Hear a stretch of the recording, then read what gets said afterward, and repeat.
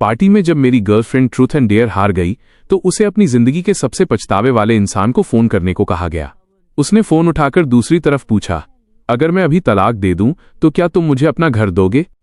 हाँ। जवाब मिलते ही पूरे कमरे में सन्नाटा छा गया। सबको लगा था कि मैं गुस्से में आकर टेबल पलट दूंगा, लेकिन किसी ने नहीं सोचा था कि मैं बस शांति से अपनी अनामिका उंगली से अंगूठी उतार दूंगा। हमने अभी तक कोर्ट मैरिज नहीं की है, इसलिए अभी भी बहुत देर नहीं हुई है। तो चलो ब्रेकअप करते हैं, मैं उसके लिए जगह खाली कर देता हूं। बिना एक शब्द बोले मैं मुड़ा और बाहर निकल गया।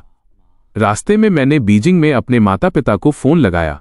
मम्मी पापा, मैं घर लौटकर शादी करने के लिए तैयार हूं।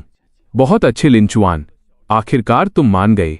तुम लिन ग्रुप के इकलौते वारिस हो। अगर तुमने पिछले कुछ सालों में बाहर अकेले रहने की जिद न की होती तो तुम्हारी शादी कब की हो गई होती। हमने पहले ही तुम्हारे लिए लड़की पसंद कर ली है, बस तुम्हारी हाँ का इंतजार था। उनकी खुशी सुनकर मुझे थोड़ा बुरा लगा। मैं सब आपकी पसंद से ही करूंगा।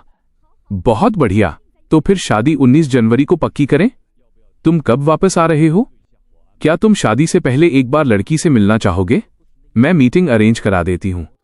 मम्मी की बातों से मेरा सिर चकराने लगा। सच कहूं तो मैं किससे शादी कर रहा हूं, मुझे इस बात में कोई दिलचस्पी नहीं थी। मैंने उनकी बात काटते हुए कहा, मैं जल्द से जल्द वापस आकर बिजनेस संभालना चाहता हूं। ये शादी बस एक जिम्मेदारी है, तो मिलने की जरूरत नहीं है। आप बस तैयारी कीजिए, मैं शादी से एक दिन पहले आ जाऊंगा। जैसे ही मैंने फोन रखा, बेडरूम का दरवाजा खुला और ल्यू रुयान माथे पर बल लिए अंदर आई। शादी? कैसी शादी?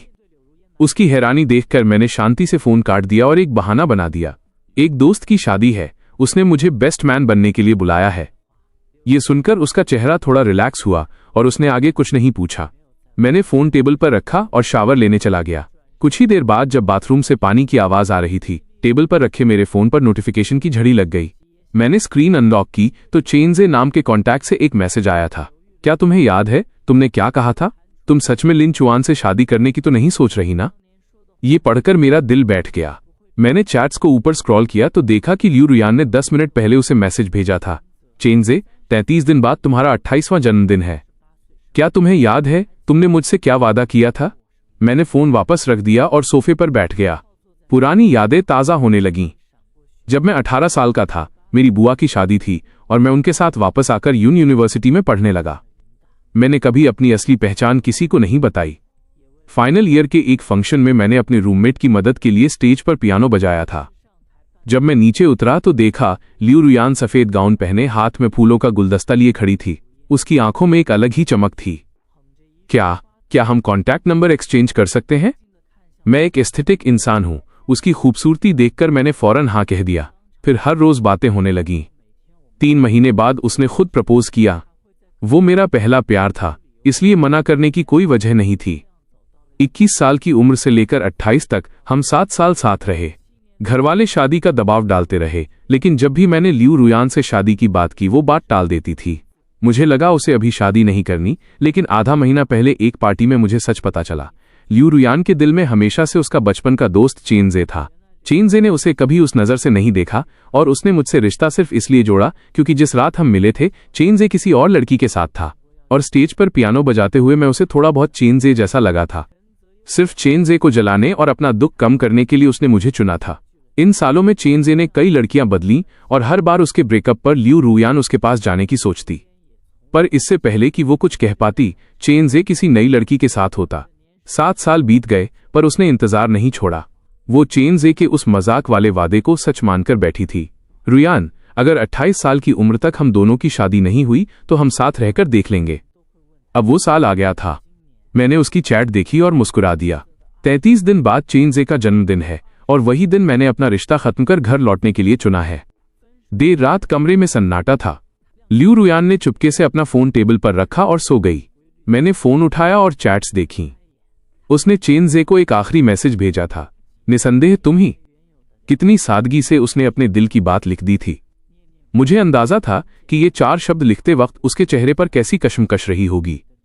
चेनजे के लिए उसका प्यार और डर साफ दिख रहा था। सुबह होते ही जब वो तैयार हो रही थी, मैंने कहा, आज ऑफिस से जल्दी आ जाना। उसने हैरान होकर पूछा, क्यों, कुछ खास है क्या? मैंने धीमी आवाज में कहा, आज तुम्हारा जन्मदिन है, भूल गई? वो थोड़ी देर के लिए ठिठक गई, फिर सिर हिलाया। पिछले कुछ हफ्तों से उसके दिमाग में सिर्फ चेंजे और वो 28 साल वाला वादा चल रहा था। वो अपना जन्मदिन तक भूल गई थी। मुझे खुद पर हंसी आ रही थी कि मैं पिछले 2 महीने से उसके लिए सरप्राइज प्लान कर रहा था। ज्यादा तामझाम की जरूरत नहीं है, सिंपल रखते हैं, उसने कहा। इन सालों में मैंने उसे खुश करने के लिए क्या कुछ नहीं किया, पर उसे कभी फर्क नहीं पड़ा। मैंने व्यंग्य से कहा, सब तैयारियां हो चुकी हैं, मेहमानों को बुला लिया गया है, अब कैंसिल नहीं हो सकता। ऑफिस पहुंचते ही मैंने अपना इस्तीफा सौंप दिया। सहकर्मी हैरान थे। चुआन, तुम अचानक क्यों जा रहे हो? क्या घर जाकर करोड़ों की प्रॉपर्टी संभालनी है? मैंने बस मुस्कुराकर कहा, नहीं, मैं घर जाकर शादी कर रहा हूं। ऑफिस के बाद मैं सीधे होटल पहुंचा। जैसे ही मैं हॉल के गेट पर पहुंचा, अंदर से कुछ आवाजें आईं। इतनी ठंड में रुयान किसे लेने गई है? अरे और कौन? चेंजे। वो आज वापस आ रहा है। और रुयान तो जैसे पलके बिछाए बैठी है। आज उसका जन्मदिन है और अगले महीने चेंजे भी 28 का हो जाएगा। लगता है वो अपना वादा निभाने आया है। सुना है वो आजकल सिंगल भी है। लेकिन अगर वे सच में एक साथ हो गए तो लिन चुआन का क्या होगा? हमने उससे 7 साल तक ये सच छुपाया है। उसे तो ये भी नहीं पता कि चेंजे कौन है, और वो आज भी रुयान से पागलों की तरह प्यार करता है। तो हम क्या कर सकते हैं? रुयान खुद ही चेंजे के प्यार में अंधी हो चुकी है। अगर चेंजे ने अपना वादा निभाने के लिए हाँ कह दिया तो लिन चुआन का कटना 100% तय है। बस उसकी किस्मत खराब है। अच्छा ही है कि उसका कोई बैकग्राउंड नहीं है, तो ब्रेकअप के बाद उसे रफा दफा करना आसान होगा। माना कि इन सालों में उसने हमारे और रुयान के लिए बहुत कुछ किया है, पर हम रुयान की सहेलियां हैं तो साथ तो उसी का देंगी। जब ब्रेकअप होगा तो हम रुयान को विलन नहीं बनने देंगे। उसकी तरफ से हम खुद जाकर उसे कुछ गाड़ियां या घर दे देंगे। आखिर 7 साल का सेटलमेंट भी तो करना होगा। मैं बाहर खड़ा सब सुन रहा था। मुझे आधा घंटा पहले जैसा दर्द नहीं हो रहा था, बल्कि अब हंसी आ रही थी। लियू रुयान मुझसे ब्रेकअप करना चाहती है और अपनी सहेलियों को मुझे हैंडल करने के लिए भेज रही है। मैं पिछले 7 साल से आखिर किस तरह के रिश्ते में था? खैर, अफसोस बस इस बात का है कि इस बार छोड़ने की पहल मेरी तरफ से होगी। तभी कुछ वेटर्स ड्रिंक्स लेकर आए। मैं पीछे हट गया और जैसे ही दरवाजा खुला, अंदर की बातें अचानक बंद हो गईं, जैसे कुछ हुआ ही न हो। मैं मुस्कुराते हुए अंदर गया और सबसे हालचाल पूछने लगा। तभी लियू रुयान एक अजनबी लड़के के साथ अंदर आई। उसकी कदकाठी मुझसे काफी मिलती जुलती थी। मैं बिना किसी एक्सप्रेशन के उसे देखता रहा। रुयान उसे पूरे ग्रुप से मिलवाते हुए आखिर में मेरे पास आई। उसने हिचकिचाते हुए कहा, लिन चुआन, ये मेरा बचपन का दोस्त है, चेंजे। फिर थोड़ी देर रुककर बोली, और चेंजे, ये मेरा एक नॉर्मल दोस्त है, लिन चुआन। रुयान को लगा था कि मैं भड़क जाऊंगा, लेकिन मेरा रिएक्शन उसकी उम्मीद से बिल्कुल अलग था। मैंने बस एक गहरी नजर उस पर डाली और 2 कदम पीछे हटकर उनसे दूरी बना ली। मेरे चेहरे पर एक हल्की मुस्कान थी। हेलो मिस्टर चेन, मैं रुयान का बस एक मामूली दोस्त हूं। इंट्रोडक्शन के बाद पार्टी फिर से शुरू हो गई। चेंजे काफी मिलनसार था। वो सबके साथ घुल मिल गया। खेल खेल में जब उसके हाथ बिजी थे तो उसने इशारा किया और रुयान ने बिना सोचे अपने कांटे से उसे तरबूज खिलाया। चेंजे ने भी बड़े आराम से खा लिया और रुयान के ग्लास से ही रेड वाइन पी ली। मैं कुछ मीटर दूर बैठा देख रहा था कि रुयान उसी ग्लास को हाथ से नहीं छोड़ रही थी और जानबूझकर वहीं से पी रही थी जहां चेंजे के होंठ लगे थे। वो काफी नशे में लग रही थी। फिर भी केक कटिंग का टाइम आया। सबने बर्थडे सॉन्ग गाया और मोमबत्तियां जलाईं। मैंने खुद जाकर केक टेबल आगे बढ़ाई। 28 नंबर की मोमबत्ती देखकर रुयान ने अपना सिर झटककर नशा उतारने की कोशिश की। उसकी नजरें पूरे कमरे में घूमी और फिर चेंजे पर टिक गईं। इस साल मैं कोई विश नहीं मांगूंगी, बल्कि एक सवाल पूछूंगी, उसने चेंजे की आंखों में झांकते हुए कहा। अजय, तुम भी 28 के होने वाले हो, क्या तुम्हारी कोई गर्लफ्रेंड है? कमरे में सन्नाटा छा गया। चेंजे थोड़ा हैरान हुआ और बोला, अभी तो कोई नहीं है। अगले ही पल वहां शोर मच गया। उसकी सहेलियां खुशी से चिल्लाने लगीं और नशे में धुत रुयान को घेरकर नाचने लगीं। मैं चुपचाप बैठा एक अनजान दोस्त का रोल प्ले करता रहा। रात के 12 बजते ही पार्टी खत्म हुई। जब सब चले गए तो मैंने रुयान को सहारा देकर कार में बिठाया। वो नशे में मेरे कंधे पर सिर रखकर अपनी दबी हुई बातें बोलने लगी। वह रोते हुए कह रही थी, प्लीज मत जाओ, मेरे पास रुक जाओ। बाकी सब ठीक है, पर मैं क्यों नहीं? मैंने तुम्हारा सालों इंतजार किया है। ड्राइवर को लगा कि वो मुझसे कह रही है। उसने हंसकर कहा, भाई, आपकी गर्लफ्रेंड आपसे बहुत प्यार करती है।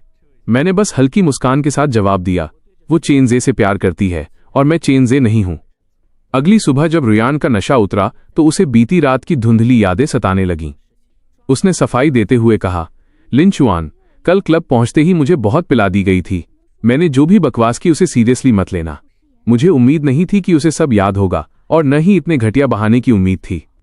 पर मैंने शांति से उसका साथ दिया और कहा, कोई बात नहीं, मैं समझता हूं।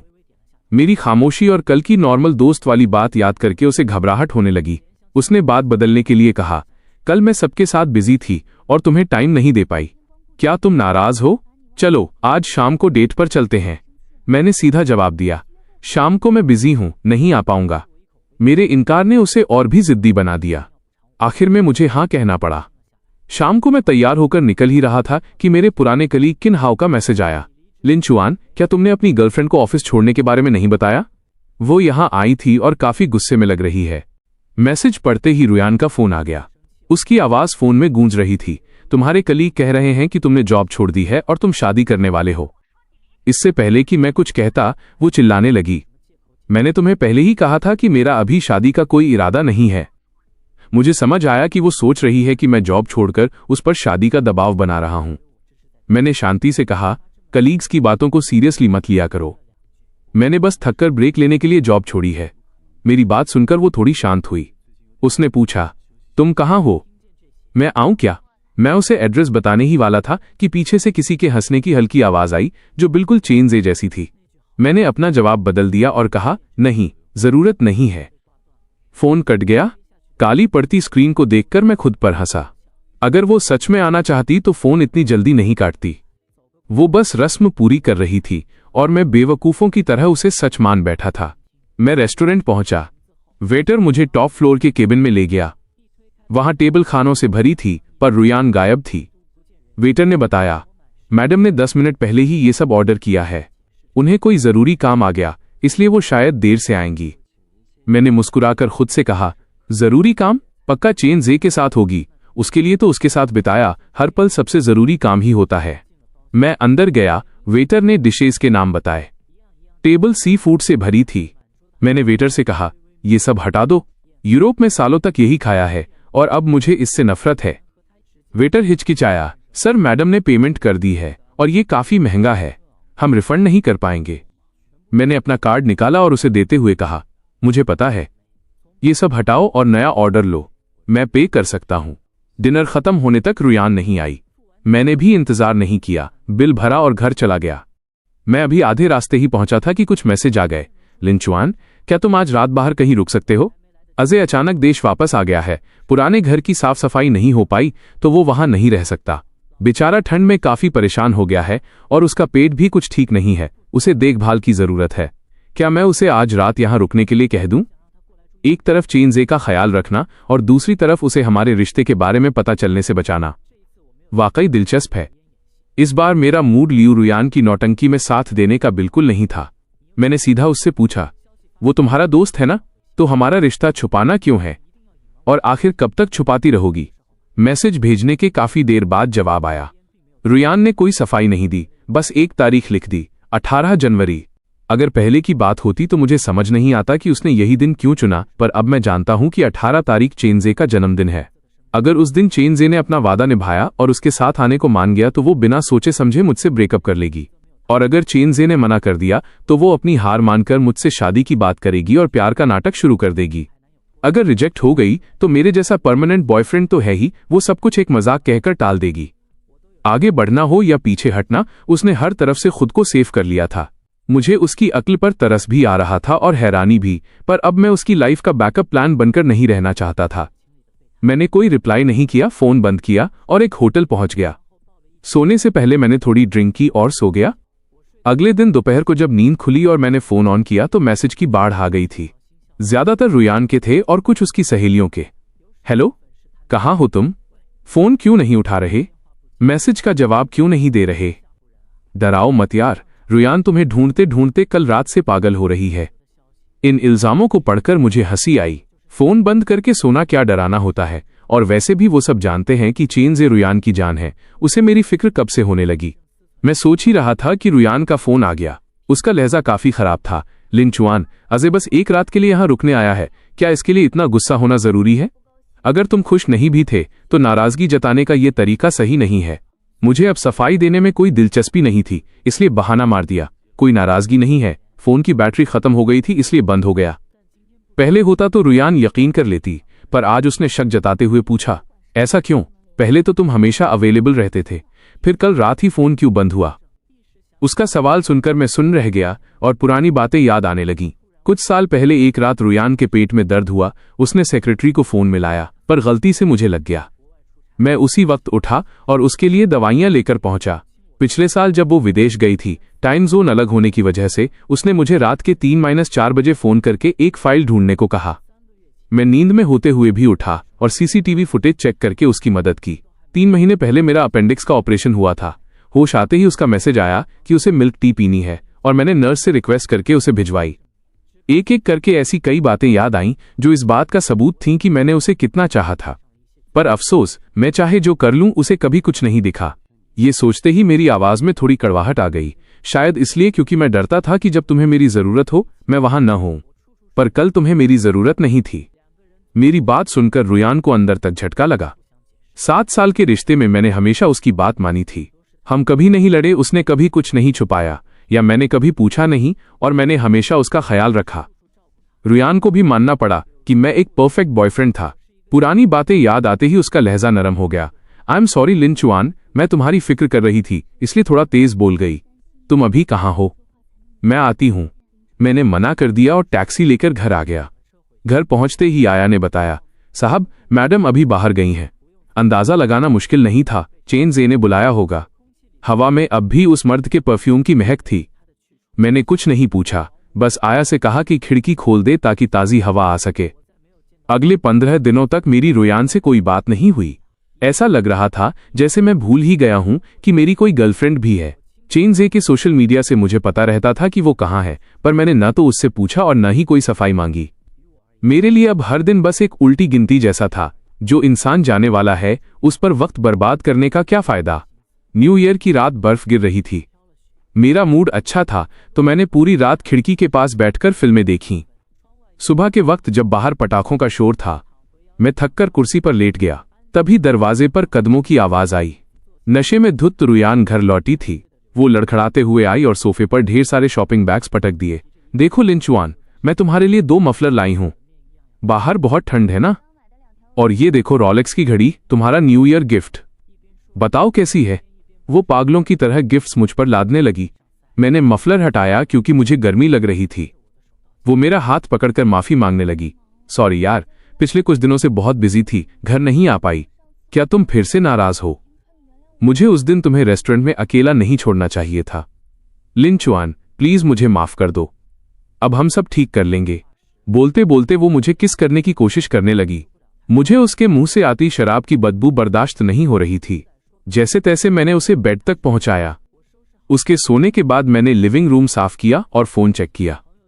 सोशल मीडिया पर हर कोई न्यू ईयर सेलिब्रेट कर रहा था, पर चेन जे की पोस्ट ने मेरा ध्यान खींचा। उसने 9 तस्वीरों का एक कोलाज डाला था जिसमें वो एक लड़की के साथ बर्फ में था। कैप्शन था, साल की पहली बर्फ और मेरा नया सही और पसंदीदा हमसफर। इसे देखते ही सारा माजरा समझ आ गया। तभी तो रुयान अचानक नशे में घर आई और मुझ पर प्यार बरसाने लगी। उसका क्रश किसी और के साथ सेट हो गया था, इसीलिए उसे इस पुराने खिलौने की याद आई। मेरे चेहरे पर एक कड़वी मुस्कान आई। मैंने घड़ी उतारकर मेज पर रख दी। अगले कुछ दिन रुयान बिल्कुल बदल गई। वो कहीं नहीं गई, बस घर पर रहकर मेरा ख्याल रखने का नाटक करती रही। मेरे पेट में दिक्कत थी तो वो खुद खिचड़ी बनाने लगी। मैंने एक ट्रैवल ऐड देखा तो वो वेकेशन प्लान करने लगी। शायद दिल टूटने के बाद उसे मेरी अहमियत समझ आ रही थी, पर अब मुझ पर इन सब बातों का कोई असर नहीं होने वाला था। मैं बस चुपचाप उसे एक आदर्श प्रेमिका का रोल निभाते हुए देखता रहा। वो मेरे छोटे से काम के लिए इधर उधर भागती रही और मुझे जरा भी बुरा नहीं लगा। इन आखिरी दिनों में वो जो भी कर रही थी उसे मैं अपने पुराने एहसानों का बदला मान रहा था। जब बर्फ रुकी तो मम्मी ने मुझे कुछ सूट के डिजाइन्स भेजे और पूछा कि मुझे कौन सा पसंद है। मैं फोन पर फोटोज जूम करके देख रहा था कि रुयान दबे पांव पीछे आ गई। जैसे ही उसने मेरे हाथ से फोन छीना, उसका चेहरा गुस्से से काला पड़ गया। दूल्हे का सूट? तुम दूल्हे का सूट क्यों देख रहे हो? मैंने बिना पलक झपकाए झूठ बोल दिया। तुम्हें बताया तो था, एक दोस्त की शादी है, उसके कपड़ों में कुछ दिक्कत आ गई है तो वो नया देख रहा है, बस उसी में उसकी मदद कर रहा हूं। मेरा चेहरा देखकर उसका शक दूर हो गया। उसने फोन वापस दिया और पूछा, मैं भूल गई शादी किस तारीख को है? मैं भी तुम्हारे साथ चलूंगी। उसकी आंखों में एक उम्मीद और गंभीरता देखकर मेरे चेहरे पर एक अजीब सी मुस्कान आ गई। 18 जनवरी। क्या तुम वाकई जाना चाहती हो? तारीख सुनते ही लियू रुयान थोड़ी देर के लिए सुन्न रह गई। मैं बिना पलक झपकाए उसे देखता रहा और उसके जवाब का इंतजार करने लगा। काफी देर की खामोशी के बाद उसने एक फीकी सी मुस्कान के साथ कहा, देखते हैं जैसा उस वक्त ठीक लगेगा। उस सवाल के बाद से रुयान फिर से उदासी में डूब गई। वो दिन भर ख्यालों में खोई रहती और उसका मन कहीं नहीं लगता था। मैंने शादी का बहाना बनाकर उसके सामने ही अपना सामान पैक करना शुरू कर दिया। ग्रेजुएशन के बाद इस अपार्टमेंट में रहते हुए मुझे 6 साल हो गए थे। मैंने सिर्फ वही चीजें सूटकेस में डाली जो मैंने खुद खरीदी थी, बाकी सब वहीं छोड़ दिया। आखिर वापस बीजिंग जाना मेरा अपना इलाका था, वहां जो चाहिए होगा नया खरीद लूंगा। कभी कभी जब रुयान ख्यालों से बाहर आती तो वो मेरा सूटकेस चेक करती, पर उसमें अपना सामान देखकर भी उसने कभी एक सवाल नहीं पूछा। मुझे पता था कि उसका पूरा ध्यान चेनजे के जन्मदिन की पार्टी के इनविटेशन पर है, उसे कुछ और दिख ही नहीं रहा था। मैंने चुपके से अपनी बहुत सी पर्सनल चीजें फेंक दी। जब तक हमारी पुरानी कपल वाली चीजें वहां सजी हुई थीं, उसे शक भी नहीं हुआ कि मैं ये घर हमेशा के लिए छोड़ रहा हूं। उसे लगता था कि मैं उसे इतना प्यार करता हूं कि उसके लिए जान दे सकता हूं, तो वो भला ये क्यों सोचती कि मैं उसे छोड़कर जा रहा हूं। सब कुछ खत्म करने का इरादा था, इसलिए पैकिंग करना मेरे लिए बहुत आसान रहा। 18 जनवरी को आसमान में बादल छाए थे, जैसे बारिश होने वाली हो। रुयान सुबह जल्दी उठकर सोफे पर बैठ गई और लगातार अपना फोन चेक करने लगी। मैं थोड़ा देर से उठा और नाश्ता करने लगा। आया ने मौसम देखकर पूछा, साहब बारिश होने वाली है, क्या एयरपोर्ट के लिए जल्दी निकलना चाहिए? ये सुनकर रुयान ने सिर उठाया और अनजाने में पूछा, एयरपोर्ट क्यों जा रहे हो? कल मुझे शादी में जाना है, तुमने कहा था कि तुम सोचकर बताओगे, तो क्या सोचा? मैंने शांति से उसे देखते हुए कैजुअल अंदाज में बात संभाली। वह कुछ सेकंड चुप रही और फिर बोली, शादी बहुत दूर है, मैं नहीं जा पाऊंगी। चलो मैं तुम्हें एयरपोर्ट छोड़ देती हूं। मुझे इस जवाब की उम्मीद थी। मैंने आखिरी टोस्ट खाया और अपना सामान लेकर निकल गया। रुयान ने अभी कार की सीट बेल्ट लगाई ही थी कि उसके फोन पर एक नोटिफिकेशन आया। उसने झट से फोन चेक किया और उसकी आंखों में वो खुशी चमक उठी जिसे वो लाख कोशिशों के बाद भी नहीं छुपा पाई। उसने बेल्ट खोली और कार से बाहर निकल गई। नीचे उतरने के बाद उसे एहसास हुआ कि वो क्या कर रही है, तो उसने झुककर मुझसे सफाई दी, लिंचुआन, ऑफिस में अचानक कुछ काम आ गया है, मैं ड्राइवर को भेज देती हूं, वो तुम्हें एयरपोर्ट छोड़ देगा। इतने सालों साथ रहने के बाद मैं उसकी आंखों की चमक से समझ गया था कि वो झूठ बोल रही है, पर मैंने उसे टोका नहीं और बस सिर हिला दिया। ड्राइवर के इंतजार के दौरान मैंने सोशल मीडिया देखा, चेनजे ने पार्टी की फोटो डाली थी और उसके साथ वो लड़की अब नहीं दिख रही थी। लगता है उनका फिर से ब्रेकअप हो गया था। इसका मतलब था कि चेनजे का वो पुराना वादा कि अगर 28 साल की उम्र तक उसकी शादी नहीं हुई तो वो रुयान के साथ रहेगा, उसके पूरा होने की उम्मीद फिर से जाग गई थी। तभी रुयान इतनी खुश थी। जब ड्राइवर आया तो रुयान भी सफेद रंग की शाम की ड्रेस पहनकर अपनी स्पोर्ट्स कार में सवार हो गई। उसने खिड़की से हाथ हिलाकर पूछा, तुम वापस कब आओगे? मैं बस मुस्कुराया और कोई जवाब नहीं दिया। उसे भी कोई फर्क नहीं पड़ा और वो तेजी से निकल गई। मैं ड्राइवर के बगल वाली सीट पर बैठा उस कार को ओझल होते देखता रहा, फिर धीरे से कहा, चलिए। बाहर हल्की बारिश शुरू हो गई थी जिसने खिड़की के कांच को धुंधला कर दिया था। अब कुछ साफ नहीं दिख रहा था। मैंने आंखें बंद की और मन ही मन कहा, अलविदा, अब दोबारा कभी नहीं मिलना। प्लेन में बैठने से पहले पापा का फोन आया, लिंचुआन, तुम कितने बजे पहुंच रहे हो? मैंने ड्राइवर को भेज दिया है। मैंने मना नहीं किया। रात को नींद पूरी नहीं हुई थी, इसलिए पूरे 2 घंटे के सफर में मैं सोता रहा। बीजिंग लैंड करने के बाद मैंने कैप और चश्मा लगाया। जैसे ही एग्जिट गेट से बाहर निकला, किसी ने मुझे आवाज दी, लिंचुआन। मैंने नींद भरी आंखों से सिर हिलाया। मुझे लगा कि अंकल ने किसी ड्राइवर को भेजा होगा। मैंने सामने खड़ी एक खूबसूरत लड़की को देखा और मुझे लगा कि शायद यही ड्राइवर है। मैं गाड़ी में बैठते ही फिर से सो गया। जब नींद खुली तो सामने एक अनजान विला था। मैंने शक के साथ पूछा, ये कहाँ ले आई? ये मेरा घर तो नहीं है। मेरी हालत देखकर शेन यूचू मुस्कुराई, आज ये आपका घर नहीं है, पर कल से होगा। असल में ये हमारा वेडिंग विला है। ये सुनकर मैं हक्का बक्का रह गया। मेरी नींद पूरी तरह उड़ गई। मैंने चश्मा और कैप हटाकर उसे देखा तो उसकी मुस्कुराती आंखों से मेरी नजरें मिली। मेरी हैरानी देखकर वो सब समझ गई और हाथ बढ़ाते हुए कहा, मिस्टर लिन, मेरा नाम शेन यूचू है। मैंने शर्मिंदगी के साथ हाथ मिलाया और कहा, सॉरी, मैं नींद में था तो पहचान नहीं पाया। मैं लिंचुआन हूं। वो हल्के अंदाज में बोली, कोई बात नहीं, हमारे पास एक दूसरे को जानने के लिए आगे बहुत वक्त है। वहीं दूसरी तरफ रुयान पार्टी के बाहर अपनी ड्रेस की सिलवटें ठीक कर रही थी। फोन वाइब्रेट हुआ। ड्राइवर का मैसेज था कि लिंचुआन प्लेन में बैठ चुका है। उसने हिचकिचाते हुए एक मैसेज किया, पहुंचकर बता देना। अपना मन पक्का करके उसने दरवाजा खोला। उसकी नजरें सीधा उस शख्स पर जाकर रुकी जिसके लिए वो तड़प रही थी, चेनजे। उसे देखते ही उसकी धड़कनें तेज हो गईं। वहां कुछ लड़के मजाक कर रहे थे, अजय आज तो उसे मिलवा ही दे, कब तक छुपा कर रखेगा। विश मांगते वक्त सबको सरप्राइज दे देना। रुयान को अपने पिछले बर्थडे की बात याद आई और उसे लगा कि शायद 16 साल की उम्र में किया गया वो मजाक आज सच होने वाला है। वो पूरी पार्टी में यही सोचती रही और घबराहट में काफी ड्रिंक कर ली। जब केक आया तो उसके हाथ कांपने लगे। उसकी सहेलियों ने उसे घेर लिया और कानाफूसी करने लगीं। रुयान, तुम्हारा सपना सच होने वाला है, कैसा लग रहा है? रुयान बस मुस्कुराती रही। तभी एक सहेली ने उसके कंधे पर हाथ रखा और पूछा, पर अगर बात बन गई तो लिन चुआन का क्या होगा? चेनजे की पार्टी में लिन चुआन का नाम सुनते ही रुयान की मुस्कान गायब हो गई और उसे थोड़ा बुरा महसूस हुआ। उसकी सहेलियों ने उसे तुरंत चढ़ाना शुरू कर दिया। अरे छोड़ उसे, अभी ब्रेकअप कर ले। वो एक मामूली लड़का है, उसे संभालना आसान है। अगर वो तमाशा करे तो हम देख लेंगे, तू बस फिक्र मत कर। सबके उकसाने पर रुयान ने फोन निकाला और कुछ टाइप किया, पर सेंड बटन पर उसकी उंगली रुक गई। उसकी सहेलियों ने उसका हाथ पकड़कर बटन दबा दिया। स्क्रीन पर उसके पहले वाले मैसेज पहुंचकर बता देना कि ठीक नीचे नया मैसेज गया, चलो ब्रेकअप करते हैं। उसी वक्त पार्टी में सबने बर्थडे सॉन्ग गाना शुरू किया। रुयान की उम्मीदों के बीच चेनजे ने हाथ जोड़कर विश मांगी। उम्मीद है मेरा 28वां साल शानदार होगा और मैं अगले साल की विश जियाजिया के साथ मांग पाऊंगा। रुयान के चेहरे का रंग उड़ गया और बाकी लोग भी हैरान रह गए। ये जियाजिया कौन है? मिलवाओ तो सही। तभी दरवाजा खुला और एक बेहद खूबसूरत लड़की अंदर आई। हेलो सबको, मैं चेनजे की गर्लफ्रेंड हूं, शिया जियाजिया। पूरा कमरा शोर से भर गया और चेनजे मुस्कुराते हुए अपनी नई गर्लफ्रेंड का हाथ पकड़कर सबको अपनी लव स्टोरी सुनाने लगा। लियू रुयान एक कोने में बैठी अपनी सहेलियों के साथ एक के बाद एक ड्रिंक पी रही थी। पीते पीते वे सब नशे में चूर हो गईं। तभी तांग यान लड़खड़ाते हुए उठी और चेनजे के सामने जा खड़ी हुई। सबकी हैरान नजरों के बीच वो अपनी सहेली के हक के लिए चिल्लाने लगी, चेनजे, क्या तुम भूल गए कि तुमने सालों पहले रुयान से क्या वादा किया था? यह सुनकर शिया जियाजिया के चेहरे पर भी जिज्ञासा आ गई। वादा? कैसा वादा? चेनजे का चेहरा उसी पल उतर गया, पर नशे में धुत तांग यान को किसी की परवाह नहीं थी। दूसरी सहेलियां भी मैदान में कूद पड़ीं। तुमने रुयान से वादा किया था कि 28 के होने पर तुम उसके साथ रहोगे। हमें सब याद है, क्या तुम अब अपनी बात से मुकर रहे हो? शिया जियाजिया की मुस्कान गायब हो गई। उसने चेनजे को एक तीखी नजर से देखा और कहा, सच में? नशे में किए गए मजाक को कोई सीरियसली कैसे ले सकता है? और वैसे भी मैंने तब कहा था जब मैं सिंगल होता, पर अब मेरी गर्लफ्रेंड है तो वो बात अब मायने नहीं रखती। उसका एक एक शब्द लियू रुयान के कलेजे में खंजर की तरह चुभ रहा था। उसने अपना सीना पकड़ लिया जहां बेइंतहा दर्द हो रहा था और सोफे का सहारा लेकर खड़ी हुई। सबकी नजरों के सामने वो पागलों की तरह हंसने लगी। हाँ, सब गलत है। तुम्हारे पास गर्लफ्रेंड है तो मेरे पास भी बॉयफ्रेंड है। सब मजाक था, बस एक मजाक।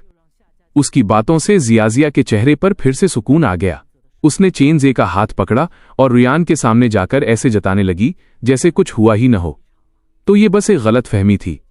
मैंने सुना है रुयान दीदी का बॉयफ्रेंड है, आज उन्हें साथ क्यों नहीं लाई? रुयान का दिमाग सुन था, पर वो जबरदस्ती मुस्कुराई। वो एक शादी में शामिल होने गया है, उसके पास वक्त नहीं था। जियाजिया ने सिर हिलाया, पर चेनजे की आंखों में एक अजीब सा गुस्सा और शक था। कौन है वो बॉयफ्रेंड? मुझे देश वापस आए इतना वक्त हो गया, तुमने कभी उसका जिक्र तक नहीं किया। चेनजे का चेहरा देखकर रुयान की आवाज ही नहीं निकल रही थी। तांग यान ने तुरंत उसे सहारा दिया और चेनजे को ताना मारते हुए कहा, लिन चुआन ही रुयान का बॉयफ्रेंड है। वही लड़का जो रुयान की बर्थडे पार्टी में सबसे हैंडसम था, वही है उसका बॉयफ्रेंड। चेनजे को वो रात याद आई जब मैंने मुस्कुराकर खुद को मामूली दोस्त बताया था। उसे कुछ गड़बड़ लगी और उसने तंज कसा, पर उस दिन तो दोनों कह रहे थे कि बस दोस्त हैं। तांग यान चिढ़कर बोली, छोटे मोटे झगड़े चलते रहते हैं। चेनजे, तुमने इतनी लड़कियां घुमाई हैं, तुम्हें इतना भी नहीं पता? चेनजे का चेहरा गुस्से से तमतमा उठा। उसने तांग यान को घूर कर देखा और बोला, बात हजम नहीं हो रही? मैंने दुनिया देखी है, इसलिए पूछ रहा हूं। अगर तुम सब कह रही हो कि वही बॉयफ्रेंड है, तो क्यों ना मैं उसे फोन लगाऊं? मुझे भी तो अपने नए जीजाजी से जान पहचान करनी चाहिए। रुयान और उसकी सहेलियों के चेहरे उसी पल काले पड़ गए। उन्हें अभी अभी भेजा गया वो ब्रेकअप मैसेज याद आ गया। उनके चेहरे देखकर चेनजे को यकीन हो गया कि कुछ दाल में काला है। उसने सीधा फोन निकाला और मुझे वॉइस कॉल कर दी। वे औरतें फोन छीनने के लिए आगे बढ़ीं, पर जियाजिया ने बीच में आकर चेनजे का बचाव किया। चेनजे ने बिना डरे फोन का वॉल्यूम फुल किया और लाउडस्पीकर ऑन कर दिया। कमरे में सन्नाटा छा गया। बस फोन की रिंग सुनाई दे रही थी। रुयान ने अपनी मुट्ठियों को भींच लिया। वो मन ही मन दुआ कर रही थी, प्लीज फोन मत उठाना, प्लीज वो मैसेज मत देखना। 1 मिनट तक रिंग बजती रही। रुयान का दिल सीने से बाहर आने को था। जब कॉल अपने आप कटने ही वाली थी तभी फोन उठ गया। मिस्टर चेन, क्या काम है? रुयान का चेहरा सफेद पड़ गया, जबकि चेनजे की आंखों में एक कमीनी मुस्कान थी। कुछ खास नहीं, बस आज मेरा जन्मदिन है। सुना है तुम रुयान के बॉयफ्रेंड हो, सोचा तुम्हें भी पार्टी में बुला लूं। फोन पर कुछ सेकंड सन्नाटा रहा। रुयान की सांसें अटक गई थीं। तभी मेरी आवाज आई, सॉरी, मैं अभी बीजिंग में हूं तो नहीं आ पाऊंगा। मेरी आवाज नॉर्मल सुनकर रुयान को लगा कि मैंने शायद मैसेज नहीं देखा है। उसे थोड़ी राहत मिली, पर मेरी बात अभी खत्म नहीं हुई थी। मैंने हंसते हुए कहा, वैसे मेरा और लियू रुयान का ब्रेकअप हो गया है, तो आप कोई गलत फहमी मत पालना। चेनजे हैरान हुआ, पर उसकी आवाज में मजा लेने वाला अंदाज था। ब्रेकअप कब हुआ? मैंने जवाब दिया, अभी थोड़ी देर पहले, करीब 10 मिनट हुए होंगे। मुझे उसका ब्रेकअप मैसेज मिला है। वहां खड़े लोग अपनी हंसी रोकने की कोशिश करने लगे। चेनजे ने मजे लेते हुए रुयान और उसकी सहेलियों को देखा और कहा, ठीक है, मैं ये खबर उन तक पहुंचा दूंगा। मैंने आगे कहा, शुक्रिया मिस्टर चेन, आपको आपके 28वें जन्मदिन की बहुत बहुत बधाई, और उम्मीद है कि प्यार करने वालों को मंजिल मिले। मैंने जानबूझकर 28वें साल पर जोर दिया ताकि सबको समझ आ जाए कि मुझे अंदर की पूरी बात पता है। किसी की हिम्मत नहीं हुई कि कुछ पूछे। फोन कट गया और कमरे में 5-6 मिनट तक मौत जैसा सन्नाटा रहा। आखिर में जियाजिया ने बात संभालने के लिए रुयान को ड्रिंक ऑफर की। रुयान ने एक ही सांस में ग्लास खाली किया, उसे मेज पर पटका और अपनी सहेलियों के साथ वहां से निकल गई। बाहर निकलते वक्त उसने जियाजिया को किसी से कहते सुना, अजय, क्या ये मिस्टर लिन, बीजिंग वाले लिन हैं? सुना है कि वो वहीं से हैं। क्यों, क्या हुआ? कुछ नहीं, बीजिंग के लिन परिवार का नाम सुना सुना लग रहा है। शायद मेरा वहम होगा। पार्टी से बाहर आते ही सहेलियां रुयान को दूसरे केबिन में ले गईं और ढाढ़स बंधाने लगीं। रुयान, अच्छा ही हुआ जो चेनजे से पीछा छूटा। इसकी 7 सालों में इतनी गर्लफ्रेंड रही हैं कि इसकी शादी में उनके लिए अलग से 10 टेबल लगानी पड़ेंगी। ऐसे प्लेबॉय से शादी करके कोई सुखी नहीं रहता। लिन चुआन ही तेरे लिए बेस्ट है। हाँ, लिन चुआन तो चेनजे से हर मामले में बेहतर है। वो बस आज गुस्से में था, इसलिए उसने ऐसा कहा। तू घर जाकर उसे मना लेना, वो तुझसे इतना प्यार करता है कि मान जाएगा। सहेलियों की बातों से रुयान को थोड़ी तसल्ली मिली। उसने फोन निकाला और बहुत सोच समझकर एक मैसेज टाइप किया, लिन चुआन, मैं बस दोस्तों के साथ गेम खेल रही थी। टास्क ये था कि बॉयफ्रेंड को ब्रेकअप का मैसेज भेजो और फिर किसी और से फोन करवाकर उसका रिएक्शन देखो। तुम इसे सच मत मान लेना। तुम बीजिंग पहुंच गए, होटल मिल गया या शादी की तैयारियों में बिजी हो। कल वापस आओगे या परसों? मैं तुम्हें लेने आऊं क्या? जब ये मैसेज आया तब मैं शेन यूचू को वेडिंग ड्रेस ट्राई करते हुए देख रहा था। मैंने मैसेज पढ़ा और मेरी हंसी छूट गई। वाह, मौके पर ही क्या कहानी बनाई है।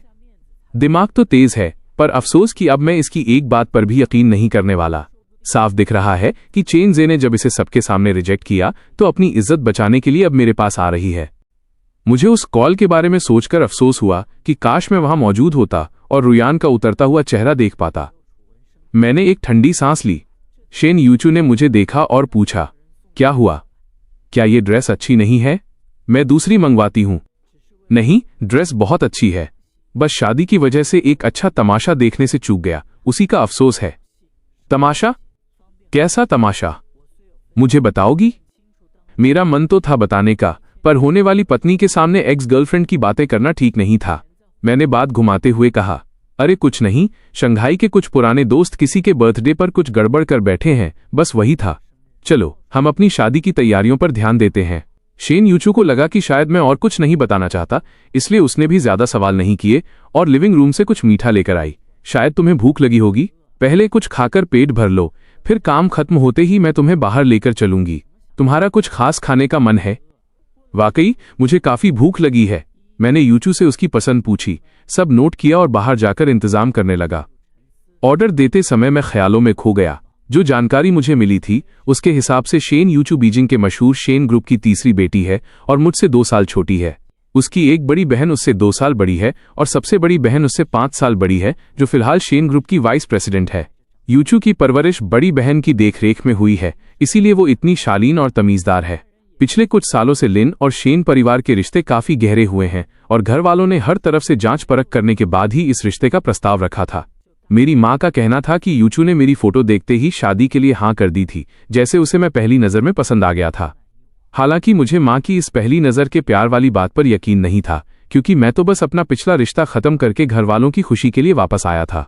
मेरे दिमाग में इस शादी को लेकर कोई खास जज्बात नहीं थे। मैंने तो बस यही सोचा था कि निभ गई तो ठीक, वरना तलाक ले लेंगे। पर एक दोपहर साथ बिताने के बाद, भले ही हम अभी पूरी तरह घुले मिले नहीं थे, फिर भी मुझे एहसास हो गया कि मेरी मंगेतर वाकई लाजवाब है। खूबसूरती में तो वो बेमिसाल थी ही, पर उसका स्वभाव भी बहुत कोमल और समझदार था। वो हर काम सलीके से करती थी और उसे दुनियादारी की अच्छी समझ थी। कुल मिलाकर इस अचानक मिली मंगेतर से मैं काफी खुश था। मेरे लिए ये किसी सरप्राइज से कम नहीं था। लगता है मेरे मम्मी पापा की पसंद वाकई दाद देने लायक है। रात भर शराब पीने के बाद लियू रुयान की जैसे ही नींद खुली, उसने सबसे पहले अपना फोन चेक किया कि मेरा कोई रिप्लाई आया या नहीं। 10 घंटे बीत चुके थे, पर चैट बॉक्स अब भी खाली था। रुयान ने अपनी आंखें मली और गुस्से में फोन दीवार पर दे मारा, जिससे सबकी नींद खुल गई। उसे इतना भड़का हुआ देखकर सहेलियों का नशा उतर गया। उन्हें लगा कि शायद लिन चुआन अब भाव खाने लगा है। फिक्र मत कर रुयान, हम तेरे साथ चलते हैं और उसे मनाकर वापस ले आएंगे। सहेलियों के दिलासे से रुयान का मूड थोड़ा ठीक हुआ। बार से निकलते ही वे सब सीधे एयरपोर्ट की तरफ भागी। रास्ते में रुयान खिड़की से बाहर देखते हुए पछता रही थी कि काश उसने कल ही मेरे साथ बीजिंग आने की बात मान ली होती। उसे अपनी हार का एहसास हो रहा था, पर वो खुद को समझा रही थी, अच्छा ही हुआ जो कल नहीं गई। चेंजे की बातें सुनने के बाद अब उसे उस पर से पूरा भरोसा उठ गया था। इन सालों में वो कई बार हार मानकर चेंजे का इंतजार छोड़ना चाहती थी, पर 28 साल वाले उस वादे ने उसे रोक रखा था। मेरे साथ रहते हुए भी वो हमेशा कशमकश में रहती थी कि उसे क्या करना चाहिए, पर अब उसे अपना फैसला लेना था। उसने हिचकिचाते हुए सहेलियों से पूछा, अगर आज वो नहीं माना तो मैं शादी की बात छेड़ूंगी, तुम्हें क्या लगता है? शादी का नाम सुनते ही सहेलियां हैरान रह गईं। लिन चुआन से शादी? रुयान, उसके परिवार की हैसियत देखकर तुम्हारे मम्मी पापा कभी राजी नहीं होंगे। वो लड़का अच्छा है, दिखने में भी बढ़िया है, पर सिर्फ डेटिंग के लिए ठीक है। शादी के मामले में वो तेरे बराबर का नहीं है। सहेलियां उसे हकीकत बता रही थीं, पर रुयान कुछ सुनने को तैयार नहीं थी। वो सीट से टिककर बैठ गई और हमारे बिताए हुए पल याद करने लगी। 25 साल के बाद से मैं अक्सर शादी की बातें छेड़ता था, पर वो जानबूझकर अनजान बनी रहती थी।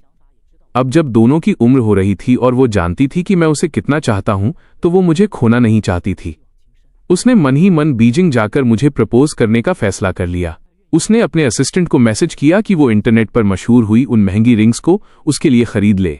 प्लेन में बैठने से पहले असिस्टेंट का जवाब आया, मैडम, वो अंगूठियां किसी ने 90 करोड़ की भारी भरकम कीमत पर खरीद ली हैं।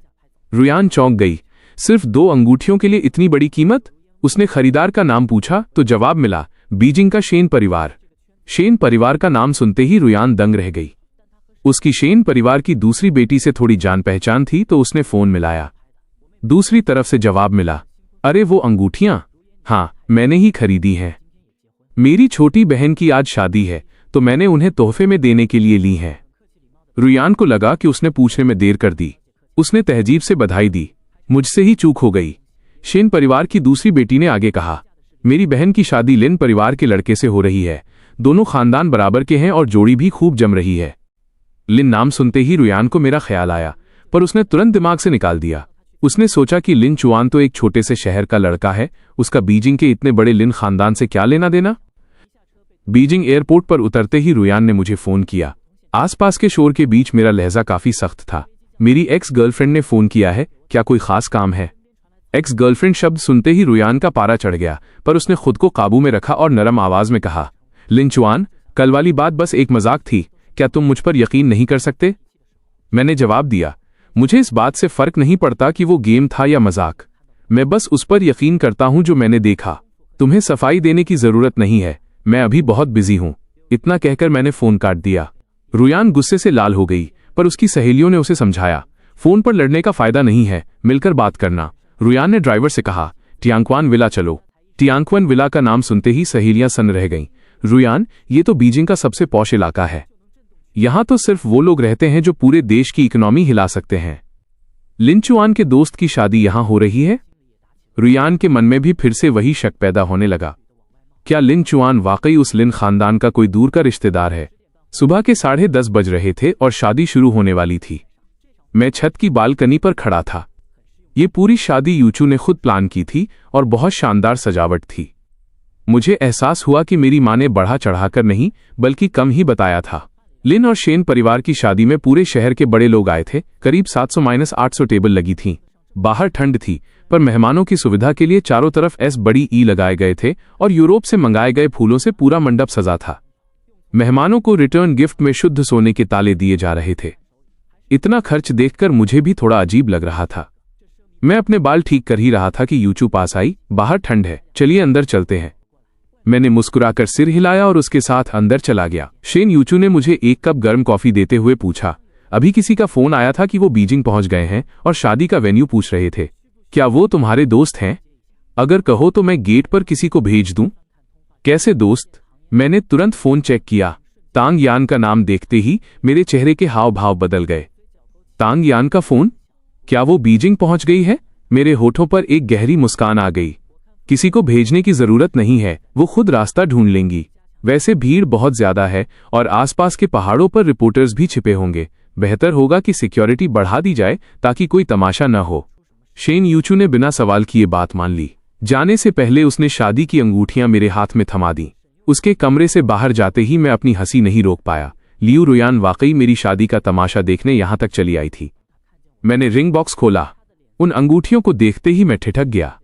ये वही अंगूठियां हैं जो मैंने 2 महीने पहले एक मैगजीन में देखी थीं और रुयान को दिखाई थीं।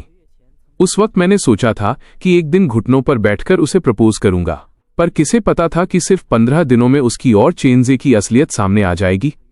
जिस शादी और अंगूठियों का इंतजार था वो आज मेरे पास थीं। बस दुल्हन बदल गई थी और ये बदलाव मेरे हक में सबसे अच्छा था।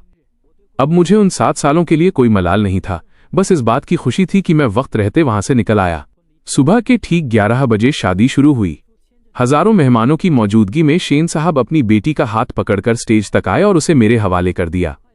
जब अंगूठियां बदलने का वक्त आया और मैं यूचू को रिंग पहनाने ही वाला था, तभी नीचे शोर मच गया।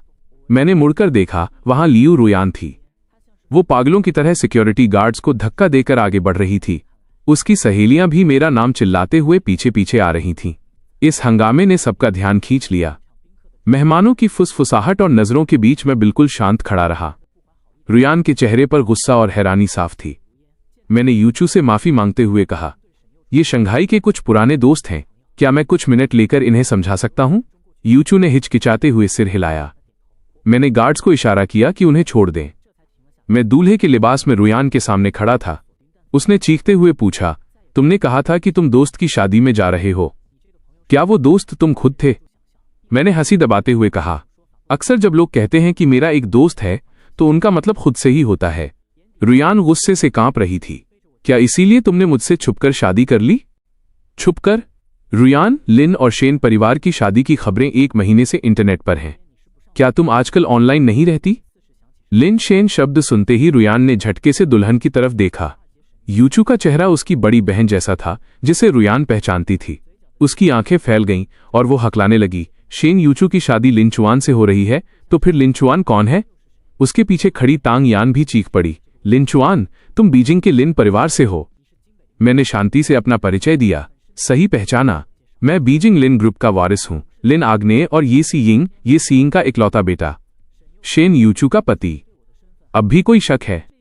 वहां सन्नाटा छा गया। शंघाई में ये लड़कियां रईस होंगी, पर राजधानी बीजिंग में लिन और शेन परिवार के सामने उनकी कोई हैसियत नहीं थी। काफी देर बाद रुयान ने लड़खड़ाती आवाज में पूछा, तुमने पहले क्यों नहीं बताया?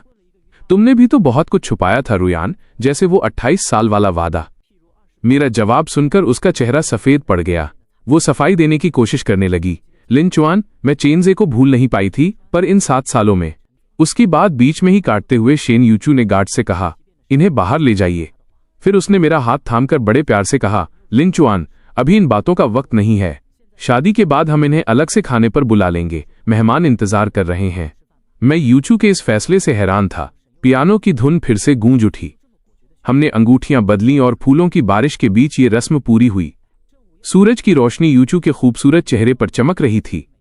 मैंने पीछे मुड़कर नहीं देखा और अपने नए भविष्य की ओर कदम बढ़ा दिए। रात को जब थकान उतरी तो मैंने यूचू से बात करने का सोचा। आज जो कुछ हुआ, क्या तुम उसके बारे में कुछ पूछना चाहती हो?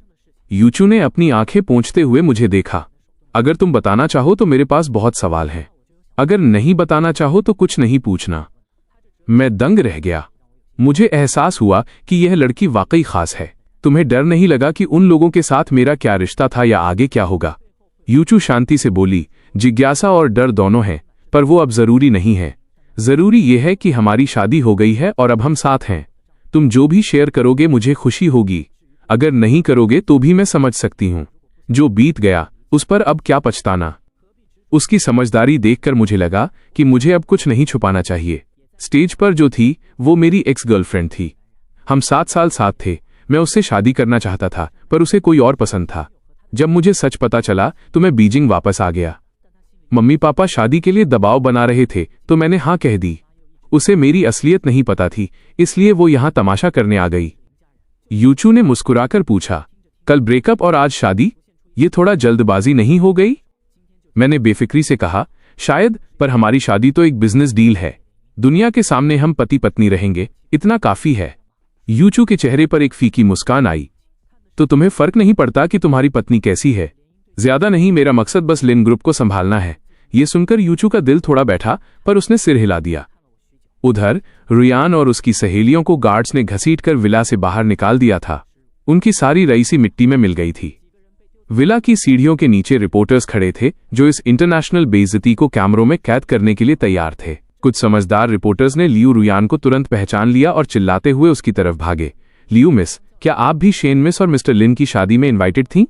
आपकी हालत कुछ ठीक नहीं लग रही, क्या अंदर कुछ अनहोनी हुई है? एक रिपोर्टर के पीछे पूरी भीड़ कैमरा और माइक लेकर टूट पड़ी। रुयान का मूड पहले ही खराब था, ऊपर से खुद को इस तरह बेइज्जत होते देख वो आग बबूला हो गई। उसने सामने खड़े रिपोर्टर को धक्का दिया, 2-3 कैमरे पटक कर तोड़ दिए और वहां से निकल गई। उसी रात लियू रुयान द्वारा पत्रकारों से मारपीट की खबर हेडलाइंस में थी। लियू ग्रुप की साख रातों रात मिट्टी में मिल गई और उनके खिलाफ निगेटिव खबरों की बाढ़ आ गई। लियू परिवार ने पैसा पानी की तरह बहाया, पर खबरें दब नहीं पाईं। तभी चेनजे का फोन आया। रुयान होटल के कमरे में खुद को बंद करके शराब पी रही थी। हेलो रुयान, मैंने न्यूज में देखा कि शेन परिवार की जिससे शादी हुई है वो लिन चुआन है। क्या वो वाकई लिन खानदान का वारिस है? रुयान ने कड़वाहट से कहा, हाँ है। अब क्या? चेनजे की आवाज में एक लालच भरी चमक थी। जियाजिया ने मुझे बताया कि लियू, तांग, चेन और शिया परिवारों का जो बड़ा जॉइंट प्रोजेक्ट है उसका फाइनल फैसला बीजिंग से होना है। तुमने उसके साथ 7 साल बिताए हैं, क्या तुम उससे बात करके ये प्रोजेक्ट हमें दिलवा सकती हो? रुयान का दिमाग भले ही सुन्न था, पर वो पूरी तरह पागल नहीं हुई थी। उसने ठंडी हंसी के साथ कहा, मदद मांगू? वो शेन यूचू से शादी कर चुका है, अब वो मेरी मदद क्यों करेगा? चेनजे ने बेशर्मी से कहा, 7 साल का साथ था यार, कुछ तो पुरानी यादें होंगी ही। तुम कोशिश तो करो। तुम्हारे डैड का अभी फोन आया था, वो कल वाले तमाशे से बहुत गुस्से में हैं। अगर ये प्रोजेक्ट मिल गया तो उनका गुस्सा ठंडा हो जाएगा और वो तुम्हें माफ कर देंगे। रुयान का मन थोड़ा डोला। उसने कोई पक्का वादा तो नहीं किया, पर कोशिश करने की बात कहकर फोन रख दिया। उसने बाथरूम जाकर चेहरा धोया ताकि नशा कम हो सके। कुछ देर बाद तांगयान कमरे में आई और वे दोनों उस प्रोजेक्ट को लेकर प्लानिंग करने लगीं। रुयान खिड़की के बाहर बीजिंग की ऊंची इमारतों को देख रही थी। ये प्रोजेक्ट बहुत बड़ा था और बीजिंग से लेकर शंघाई तक की बड़ी ताकतें इसे हथियाना चाहती थीं। उसे पता चला कि इस प्रोजेक्ट की हेड लिन जियाओ हैं, जो मेरी सगी बुआ हैं। अगर उनके जरिए रास्ता मिल जाए तो काम आसान हो जाएगा। रुयान ने फैसला किया कि वो इस प्रोजेक्ट के बहाने एक बार फिर मुझसे मिलने की कोशिश करेगी। शादी के अगले दिन कोर्ट मैरिज की औपचारिकताएं पूरी करने के बाद मैं सीधा लिन ग्रुप के हेड ऑफिस पहुंचा और वाइस प्रेसिडेंट का पद संभाला। पापा ने अपने सबसे भरोसेमंद सेक्रेटरी और असिस्टेंट्स मेरी टीम में लगा दिए ताकि मैं जल्दी काम सीख सकूं। फाइलों और रिपोर्ट्स में मैं इतना खो गया कि पता ही नहीं चला कि कब रात के 8 बज गए। पूरी बिल्डिंग में सिर्फ मेरे केबिन की लाइट जल रही थी। तभी शेन यूचू अंदर आई। तुम यहां? यूचू ने मुस्कुराते हुए कहा, आज हमारी शादी का दूसरा दिन है। कायदे से तो मुझे हनीमून की छुट्टियों पर होना चाहिए था। मुझे याद आया कि सुबह जब मैंने ऑफिस जाने की बात कही थी तो उसके चेहरे पर एक अजीब सा भाव आया था। अब मुझे समझ आया कि वो क्या सोच रही थी। मैंने शर्मिंदा होकर कहा, पहली बार शादी हुई है ना, तो एक्सपीरियंस नहीं था कि ये सब छुट्टियां भी जरूरी होती हैं। वैसे हनीमून और सेलिब्रेशन तो आम कपल्स के लिए होता है, हमारी तो बिजनेस डील है, तो शायद इसकी जरूरत नहीं। यूचू की आंखों में एक पल के लिए उदासी दिखी, पर उसने तुरंत खुद को संभाल लिया। तुम बिजी हो तो सेलिब्रेशन छोड़ सकते हैं, पर हम पति पत्नी तो हैं ही। क्या लिन वीपी एक डिनर के लिए वक्त निकाल सकते हैं? उसने मजाक में कहा, तो मैं भी मुस्कुरा दिया। हम एक मशहूर वेस्टर्न रेस्टोरेंट पहुंचे। डिनर का वक्त था और हम देर से आए थे, इसलिए केबिन खाली नहीं थे। मुझे भूख लगी थी तो यूचू की मर्जी से हम हॉल में ही खिड़की के पास एक कोने में बैठ गए। यूचू ने मेन्यू मुझे दिया और वहां की मशहूर डिशेस के बारे में बताया। मैंने अपनी पसंद की 4-5 चीजें ऑर्डर की और मेन्यू उसे वापस दिया। यूचू ने अपने लिए कुछ अलग से ऑर्डर नहीं किया। तुम और कुछ नहीं मंगाओगी? मेरा स्वाद शायद तुम्हें पसंद ना आए। उसने सिर हिलाया और मेरी आंखों में देखते हुए कहा, अब हम साथ हैं तो रोज एक ही मेज पर खाना खाएंगे। जो तुम्हें पसंद है मैं भी उसे ट्राई करना चाहती हूं।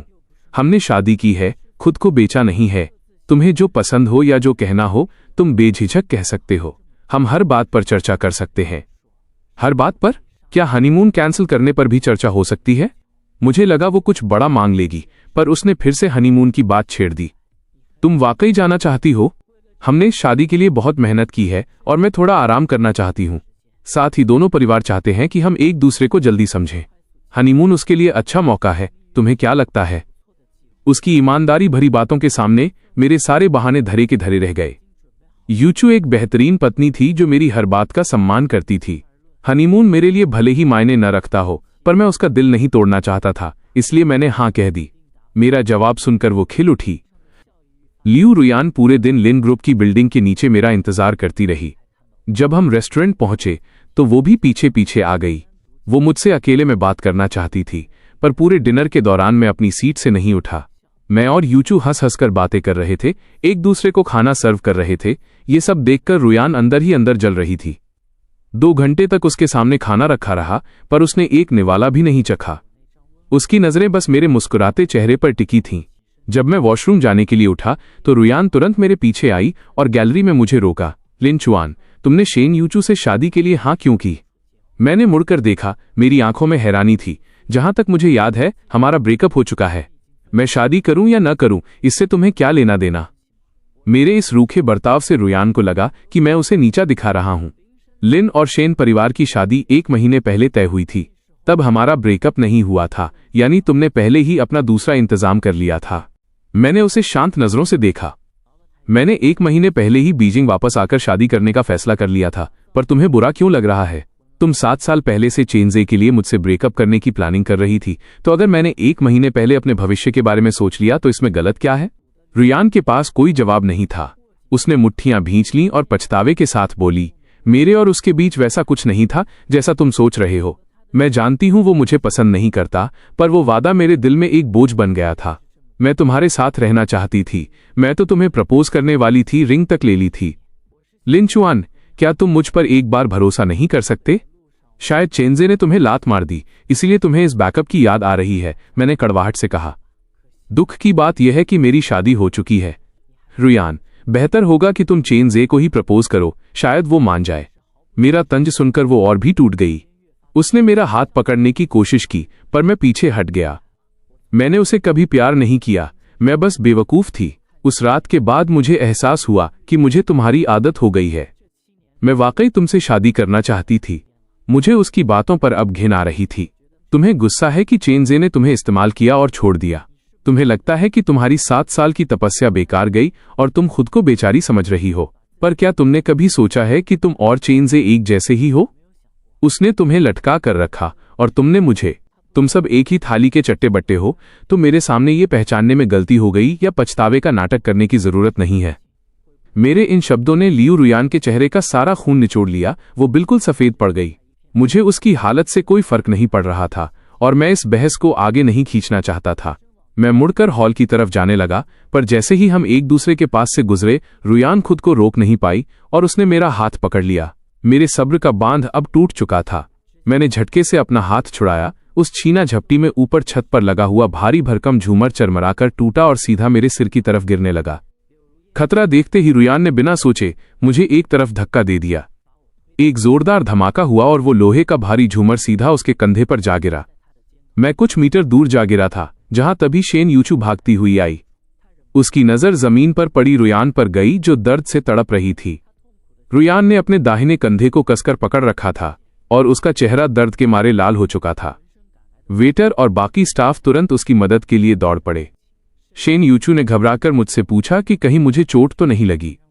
जब उसे यकीन हो गया कि मैं बिल्कुल ठीक हूं, तब उसने राहत की सांस ली और मेरा हाथ थामकर मुझे वहां से ले गई। हम दोनों को साथ जाते देख जमीन पर पड़ी रुयान ने अपने होंठ भींच लिए। वो कुछ कहना चाहती थी पर उसका गला रुंध गया था। उसने हार मानकर आंखें बंद कर लीं और उसकी यादों में हमारी पुरानी बातें घूमने लगीं। जब उसे पेट में दर्द होता था तो मैं दिन रात उसके पास बैठता था, डॉक्टरों से बात करता था और उसकी हर छोटी जरूरत का ख्याल रखता था। जब उसे कहीं खरोंच आ जाती तो मैं तुरंत अंडा उबालकर उसकी सिकाई करता। जब उसे नींद नहीं आती तो मैं जागकर उसके साथ म्यूजिक सुनता या सूप बनाता। पहले उसकी हर छोटी बात मेरे लिए सबसे बड़ी थी, पर आज उसने मेरी जान बचाने के लिए खुद को घायल कर लिया और मैं बिना मुड़कर देखे किसी और का हाथ थामकर वहां से चला गया। उस पल रुयान को यकीन हो गया कि मैं अब वो लिन चुआन नहीं रहा जो उसे अपनी दुनिया मानता था। अब मैं उसे प्यार नहीं करता था। घर पहुंचने के बाद मेरा मन थोड़ा शांत हुआ। मैं सोफे पर बैठकर चाय पी रहा था और उस हादसे के बारे में सोचकर अब भी थोड़ा डरा हुआ था। मैं यूचू से कुछ कहना ही वाला था कि तभी देखा कि वो फर्स्ट एड बॉक्स लेकर मेरे पैरों के पास बैठ गई है। मुझे कोई चोट नहीं लगी है, तुम ये बॉक्स क्यों लाई हो? मैंने पूछा।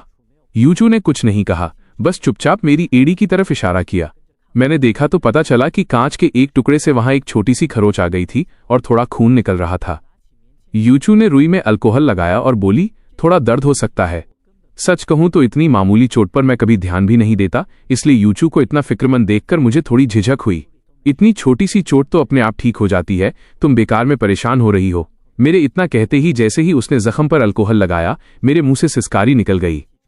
साफ करने के बाद उसने वहां बैंडेड लगा दिया और कहा, मैं अभी वाटरप्रूफ कवर मंगवा देती हूं। अगले 2 दिन नहाते वक्त ध्यान रखना कि जख्म में पानी न जाए, और बाहर जाना हो तो सिर्फ सैंडल ही पहनना। मैं बचपन से ही बुआ के पास रहा, फिर 4 साल कॉलेज और 6 साल का रिश्ता हमेशा अकेला ही रहा। ये पहली बार था जब कोई मेरी इतनी छोटी सी चोट के लिए इतनी बड़ी तैयारी कर रहा था। माहौल को थोड़ा हल्का करने के लिए मैंने मजाक किया, इतनी मेहनत की जरूरत नहीं है, जब तक तुम्हारा सामान आएगा तब तक तो जख्म ही भर जाएगा। यूचू ने अपनी नजरें उठाकर मुझे देखा, उसके चेहरे पर एक अजीब सी गंभीरता थी। आज तुम्हें जो भी खरोंच आई है वो मेरी लापरवाही की वजह से है। मुझे बुरा लग रहा है, चोट चाहे छोटी हो, दर्द तो होता ही है। मैं नहीं चाहती कि इतना सब होने के बाद तुम्हें जरा सी भी तकलीफ हो। शायद मैं थोड़ी ज्यादा फिक्र कर रही हूं, पर सावधानी में कोई बुराई नहीं है। मेरी बात मान लो। उसकी आवाज में इतनी सच्चाई और उसकी आंखों में जो हल्का सा पछतावा था, उसने मेरे दिल के तारों को छेड़ दिया। मेरा दिल जोर से धड़कने लगा। मैं उसकी आंखों में नहीं देख पाया और बस सिर हिलाकर हां कह दी। यूचू के जाने के बाद तांग यान का फोन आया। लिन चुआन, तुम इतने पत्थर दिल कैसे हो सकते हो? रुयान ने तुम्हारी जान बचाने के लिए इतनी गहरी चोट खाई और तुम उसे देखने तक नहीं आए? उसके इस बेमतलब के इल्जाम पर मुझे गुस्सा आ गया। मैंने ठंडी हंसी के साथ कहा, अगर वो मुझे जबरदस्ती रोकती नहीं तो वो झूमर मेरे सिर पर गिरता ही नहीं। उसे चोट लगी है तो ये उसके अपने किए का फल है, इसमें मेरी क्या गलती? तांग यान चिल्लाई, जो भी हो, आखिरी वक्त पर उसने तुम्हें धक्का देकर बचाया तो सही। क्या तुम्हें पुरानी यादों का जरा भी एहसास नहीं है? मुझे उसकी इन बातों पर हंसी आ रही थी। मैंने बात खत्म करने के लिए झूठ बोल दिया। मेरा भी मन था आने का, पर मेरे पैर में भी गहरी चोट आई है और मैं अभी चल नहीं सकता। फोन पर सन्नाटा छा गया। फिर उसने गला साफ करते हुए नरम आवाज में कहा, ठीक है, अगर नहीं आ सकते तो कोई बात नहीं, पर एहसान तो चुकाना होगा। मैंने सुना है 1 महीने बाद यूनिडाओ प्रोजेक्ट की लॉन्चिंग पार्टी है। तुम बस अपने सेक्रेटरी से कहकर हमारे लिए कुछ इनविटेशन कार्ड्स भिजवा दो तो समझो हिसाब बराबर। तो ये था इनका असली मकसद। मैं मन ही मन हंसा और हां कह दिया। फोन रखने के बाद मैंने बुआ को मैसेज करके इस प्रोजेक्ट के बारे में पूछा और कुछ इनविटेशन कार्ड्स का इंतजाम करने को कहा। अगले कुछ दिनों तक शेन यूचू साई की तरह मेरे साथ रही। पहले तो मैं उसे अपने काम पर ध्यान देने को कहता, पर वो हर बार हनीमून की छुट्टियों का बहाना बनाकर रुक जाती। धीरे धीरे मुझे उसकी आदत होने लगी। काम में कोई भी दिक्कत आती तो वो अपनी राय देती जो वाकई काम की होती थी। देर रात जब मैं ऑफिस का काम करता वो अपना लैपटॉप लेकर पास बैठ जाती और अपना काम करती। अगर उसे कहीं बाहर जाना होता तो वो मुझे बताकर जाती। छुट्टियों में वो मुझे डेट पर ले जाती और बीजिंग की नई नई जगहों से रूबरू कराती। आधा महीना बीत गया और नया साल लूनर न्यू ईयर आ गया। लिन और शेन परिवार ने तय किया कि इस बार सब साथ मिलकर त्योहार मनाएंगे। घर में हजारों बातें हो रही थीं, पर सबकी सुई हम दोनों पर ही टिकी थी। मेरी माँ ने बड़े प्यार से हम दोनों को देखा और कहा, लिन चुआन की जिद बिल्कुल अपनी बुआ जैसी है। ग्रेजुएशन के बाद मैंने इसे कितना कहा कि बीजिंग आ जा, पर यह नहीं माना। मैं तो हार मान चुकी थी। यूचू बेटा, अगर ये कभी जिद करे तो थोड़ा संभाल लेना। सबके सामने अपनी बुराई सुनकर मुझे थोड़ा बुरा लगा। मैं सफाई देने ही वाला था कि यूचू ने एक छिला हुआ संतरा मेरे हाथ में रखा और मुस्कुराकर बोली, माँ, आप गलत समझ रही हैं। लिनचुआन जिद्दी नहीं बल्कि बहुत स्वाभिमानी और समझदार हैं। मुझे यकीन है कि वो बुआ के साथ मिलकर लिन परिवार की जिम्मेदारियों को बखूबी निभाएंगे। मुझे तो उल्टा उनसे बहुत कुछ सीखना है ताकि मैं उनके पीछे न रह जाऊं। उसकी बात सुनकर शेन परिवार वाले भी खुश हो गए और मेरी माँ की खुशी का तो ठिकाना ही नहीं रहा। वो हंसी मजाक में बोली, तुम दोनों बस ऐसे ही साथ रहो तो हम खुश हैं, और अगर जल्दी से कोई पोता पोती मिल जाए तो मजा ही आ जाएगा। बड़ों की ये बातें सुनकर मेरे कान लाल हो गए। यूचू ने मेरा चेहरा देखा और बहाना बनाकर मुझे गार्डन की तरफ ले गई। बाहर की ठंडी हवा में जाकर मेरी जान में जान आई और मेरा चेहरा फिर से नॉर्मल हुआ। शेन यूचू के होठों पर एक हल्की सी मुस्कान आई और उसने बात पलट दी, क्या तुम कल शाम की उस पार्टी में जाओगी? हाँ, जाऊंगा। आखिर लियू रुयान को इनविटेशन मैंने ही भिजवाया है, तो मुझे वहां रहकर देखना होगा कि वो अब क्या खिचड़ी पका रही है। तो क्या एक एक्स्ट्रा इनविटेशन मिल सकता है? मुझे भी साथ चलना है। यूचू की बात सुनकर मैंने हैरानी से उसे देखा। प्रोजेक्ट तो अच्छा है, पर तुम और बड़ी बहन तो आजकल युआनचुआन वाले काम में बिजी हो ना? क्या इतने बिजी शेड्यूल में भी तुम इस प्रोजेक्ट की टोह लेना चाहती हो? वो समझ गई कि मैं मजाक कर रहा हूं। उसने पलके झपकाते हुए जवाब दिया, मेरा मकसद प्रोजेक्ट नहीं है। त्योहारों का सीजन है और मैं खाली हूं, तो सोचा तुम्हारे साथ थोड़ा घूम लूंगी। मैंने मुस्कुराकर सिर हिलाया।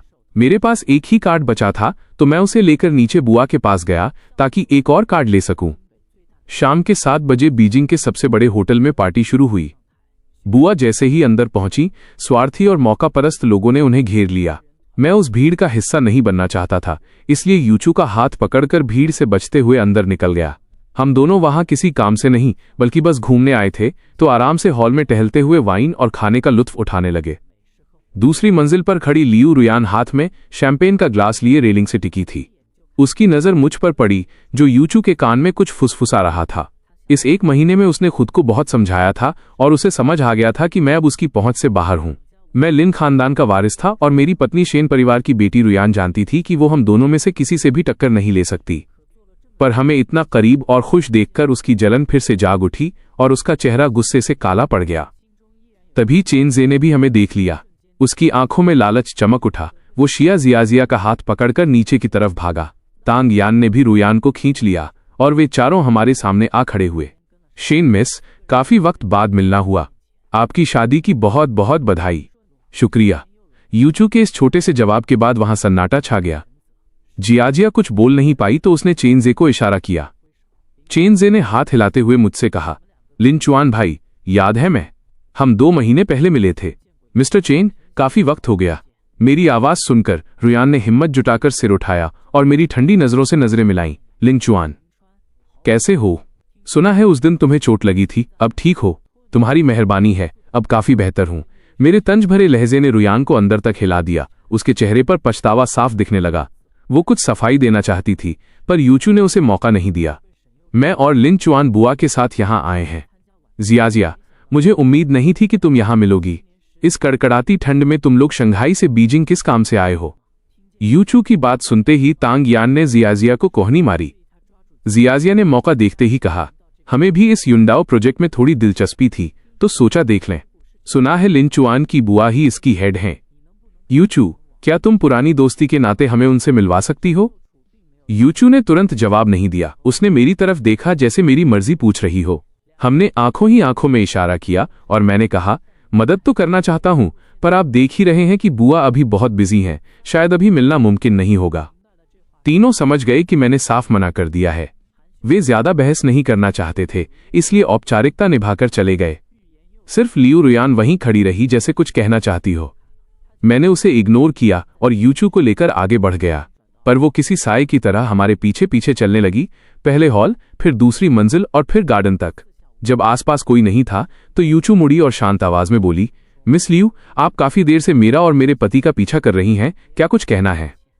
रुयान को अपनी गलती का एहसास हुआ और उसने हकलाते हुए बहाना बनाया, सॉरी, मैंने थोड़ी ज्यादा पी ली है, रास्ता भटक गई थी। इस घटिया बहाने पर यूचू को हंसी आ गई, पर उसका लहजा बर्फ जैसा ठंडा था। एक बार भटकना तो समझ आता है, पर हमेशा के लिए मत भटक जाना। लिनचुआन शायद पुरानी यादों की कद्र करते हों, पर मेरा लियू परिवार से कोई रिश्ता नहीं है। मेरे लिए तुम बस एक अजनबी हो। इस सीधी धमकी ने रुयान के पैरों तले जमीन खिसका दी। वो जानती थी कि अगर यूचू ने ठान लिया तो लियू परिवार का शंघाई से नामो निशान मिट सकता है। वह अपने परिवार की किस्मत दांव पर नहीं लगा सकती थी, इसलिए खामोशी से वापस हॉल में चली गई। वहां चेन जे बुआ को घेर कर खड़ा था। लिन मैम, आपका भतीजा मेरा दोस्त है, आप उनकी खातिर ही सही हमारे साथ एक ड्रिंक तो ले सकती हैं। मुझे जैसे ही ये सुनाई दिया, मैं समझ गया कि गड़बड़ होने वाली है। मैं भीड़ चीरते हुए आगे बढ़ा, पर मेरे पहुंचने से पहले ही बुआ ने सिक्योरिटी को बुला लिया था। पूरी पार्टी में सन्नाटा छा गया। बुआ ने कड़क आवाज में कहा, आज की पार्टी प्रोजेक्ट के लिए है, किसी सिफारिश या शॉर्टकट के लिए नहीं। आप सबको इनविटेशन मिला है तो शांति से प्रेजेंटेशन सुनिए। यहां चोर दरवाजे से काम नहीं चलेगा। अगर किसी ने दोबारा ऐसी हरकत की तो उसे बाहर निकाल दिया जाएगा। फिर ये मत कहना कि मैंने इज्जत नहीं दी। जब गार्ड्स उन चारों को बाहर ले जा रहे थे, मैं और यूचू दरवाजे पर ही खड़े थे। हमने एक दूसरे को देखा और मुस्कुरा दिए। हॉल से अनाउंसर की आवाज आई, प्रेजेंटेशन शुरू होने वाली है। मैंने यूचू से कहा, तमाशा खत्म हो गया है, अब यहां रुकने का मन नहीं है, चलो घर चलें। यूचू ने बुआ को एक मैसेज किया और हम वहां से निकल गए। पिछले कुछ दिनों से हम पुराने पुश्तैनी घर ओल्ड मैंशन में ही रह रहे थे। त्योहार की वजह से नौकर भी छुट्टी पर थे। घर बिल्कुल खाली था। हमने सोफे पर बैठकर एक फिल्म देखी। आधी रात के करीब मुझे अचानक त्योहार वाले तांग्युआन स्वीट डम्पलिंग्स खाने की तलब हुई। इतनी रात को सब दुकानें बंद थीं और डिलीवरी भी नहीं मिल रही थी। मैं मायूस होकर फोन की स्क्रीन देखने लगा। मेरी उदासी देखकर यूचू मुस्कुराई। वो किचन में गई और अलमारी से चावल के आटे का पैकेट निकाल लाई। मैं भी एक्साइटमेंट में उसके पीछे भागा। तुम्हें तांग्युआन बनाने आते हैं? यूचू ने मुझे आटा गूंथते देख समझ लिया कि मुझे भी हाथ आजमाना है। उसने 2 एप्रन निकाले। एक पहन लो। मुझे भी ठीक से नहीं पता, पर ट्यूटोरियल देखकर सीख लेंगे, मुश्किल नहीं होना चाहिए। हमने 1 घंटे तक वीडियो देखी और अजीबोगरीब शेप के कुछ तांग्युआन बना ही लिए। पानी उबलने पर मैं उन्हें डालने लगा, पर यूचू ने मुझे हटा दिया कि कहीं मेरा हाथ न जल जाए। घर में चाशनी नहीं थी तो उसने लाल चीनी ब्राउन शुगर डालकर काम चलाया। जब कटोरे मेज पर आए तो रात के 12 बज चुके थे। मैंने अपने कटोरे से सबसे बड़ा तांग्युआन चम्मच में उठाया और यूचू को चिढ़ाने लगा। सबसे बड़ा मेरे पास है, यानी इस साल मेरी किस्मत चमकने वाली है। यूचू मुझे देख रही थी। मैंने एक बड़ा निवाला लिया, पर मेरे चेहरे की चमक अचानक गायब हो गई। यूचू ने पूछा, क्या हुआ, अच्छे नहीं बने? मैंने अपनी आंखें घुमाई और झूठ मूठ का सिर हिलाते हुए चम्मच उसकी तरफ बढ़ाया। बहुत टेस्टी हैं, तुम ट्राई करोगी? यूचू ने बस एक नजर देखी और समझ गई कि मेरा बनाया हुआ वो नींबू के साइज का तांग्युआन अंदर से कच्चा है, पर उसने एक पल भी नहीं सोचा। उसने अपना सिर झुकाया और वो आधा कच्चा तांग्युआन खा लिया। उसकी बेवकूफी देखकर मैं अपनी हंसी नहीं रोक पाया। मैंने अपना चेहरा हाथों से छुपा लिया। सच बताओ, मजा आया ना? यूचू के चेहरे पर एक चमक थी। उसने थम्सअप दिखाते हुए कहा, वाकई बहुत अच्छे हैं, मीठे और थोड़े सख्त, बिल्कुल मेरे टेस्ट के। उसकी आंखों की चमक देखकर मुझे समझ नहीं आया कि वो सच कह रही है या झूठ। मैंने अपनी चम्मच छोड़ दी और शरारत में उसका चेहरा पकड़कर उसका मुंह खोलने की कोशिश की ताकि देख सकूं कि उसने वाकई निगला है या नहीं। यूचू ने झट से सब निगल लिया। जब मैंने उसका मुंह खुलवाया तो वहां कुछ नहीं था। मैं मायूस होकर बोला, झूठ बोल रही हो, वो कच्चा था ना? हंसी मजाक और छीना झपटी में हम दोनों सोफे से नीचे कालीन पर गिर पड़े और खिलखिलाने लगे। हम एक दूसरे को देख रहे थे।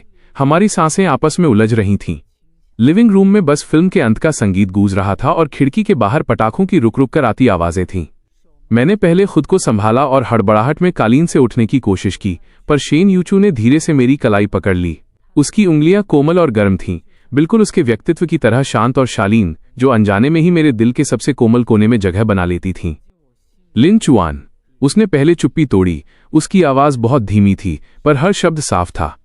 तांग्युआन कच्चे थे, मैंने तुमसे झूठ नहीं बोला था। मैं ठिठक गया, फिर खिलखिलाकर हंसा और वापस कालीन पर बैठ गया। उस नजदीकी से मैंने उसकी आंखों में झांका। मैंने उसे शादी में मुश्किल हालात संभालते देखा था, ऑफिस में फाइलों के साथ सलीके से काम करते देखा था और मेरी एक छोटी सी चोट पर फिक्रमंद होते देखा था, पर उसकी आंखों में ऐसी बेपनाह कोमलता मैंने पहले कभी नहीं देखी थी। तो फिर तुमने उन्हें खाया क्यों?